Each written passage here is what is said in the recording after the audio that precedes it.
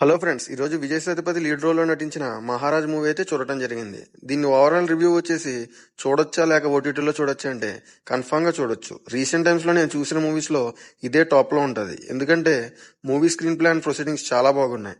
And writing అయితే biggest plus అని చెప్పొచ్చు మూవీకి. స్టోరీలో దమ్ము ఉంటే చాలు అనేది మళ్ళీ ఈ మూవీ ద్వారా ప్రూవ్ అయింది. ఇంకా విజయ్ సేతుపతి యాక్టింగ్ గురించి అయితే చెప్పక్కర్లేదు.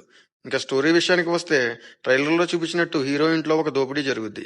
అప్పుడు హీరోకి ఇంపార్టెంట్ అయిన లక్ష్మిని తీసుకువెళ్ళిపోతారు. ట్రైలర్ లో లక్ష్మి ఎవరనేది చూపించలేదు, కానీ మూవీ స్టార్ట్ అయిన 10 minutes లోనే మనకు అర్థమైపోతుంది ఎవరు లక్ష్మి అనేది. ఇంకా పోలీస్ స్టేషన్ కి వెళ్లి కంప్లైంట్ ఇచ్చిన తర్వాత ఏం జరిగింది అనేది స్టోరీ. ఇంకా మూవీ ప్లస్ పాయింట్ చూసుకుంటే విజయ్ సేతుపతి క్యారెక్టర్ బిల్డింగ్ బాగా వర్క్ అయ్యింది. హై ఇంటర్వెల్ బ్లాక్స్ అండ్ మంచి డ్రామాతో ఎంగేజింగ్ గా తీసుకువెళ్లారు. సెకండ్ హాఫ్ లో పోలీస్ స్టేషన్ లో రివీల్ చేసే సీన్స్ అయితే చాలా బాగా వర్కౌట్ అయింది. బీజిఎం కూడా బాగానే వర్కౌట్ అయింది. ఇంకా మైనస్ ఏంటంటే మమతా మోహన్ దాస్ రోల్ ఎందుకు పెట్టారో నాకే అర్థం కాలేదు. ఇంకా ఓవరాల్ గా మహారాజా మూవీకి నేను ఇచ్చే రేటింగ్ ఏంటంటే 3.7/5.